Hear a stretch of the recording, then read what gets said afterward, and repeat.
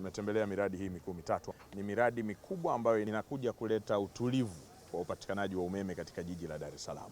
Tayari serikali imewekeza zaidi ya bilioni 280 kwa ajili ya kuweka vituo vya kupoozea umeme na njia za kusafirishia umeme. Ni katika maeneo ambayo yanatumia umeme mkubwa sana katika nchi yetu.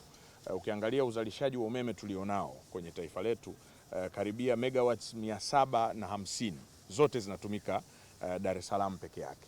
Kwa hiyo wananchi walikuwa wakiona low voltage, wananchi walikuwa wakiwa wanaona huduma ya umeme saa nyingine haipatikani kwa uhakika. Kwa hiyo tunachokifanya, uwekezaji huu uliofanywa na serikali ni katika kuhakikisha tunaweka umeme wa uhakika kwa watumiaji wa kawaida wa majumbani, lakini vile vile viwandani. Kwa Dar es Salaam mmeona muda mwingi tulikuwa tunategemea kituo cha Ubungo.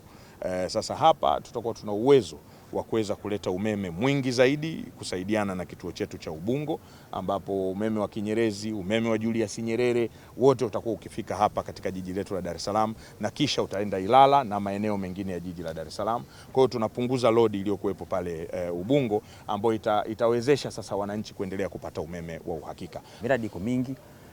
Mheshimiwa Rais amewekeza zaidi ya trilioni 15 miradi ambayo inaendelea, na sehemu hii mmeisikia ni bilioni 280.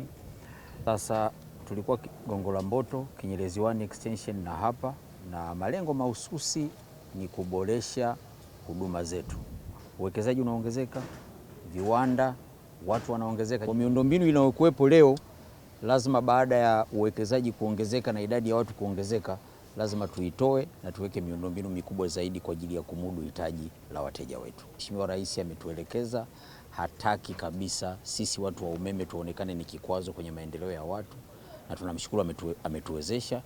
Jitihada zote hizi zinaendelea kuhakikisha umeme unaendelea kuwa sekta wezeshi kwenye biashara, uwekezaji na huduma.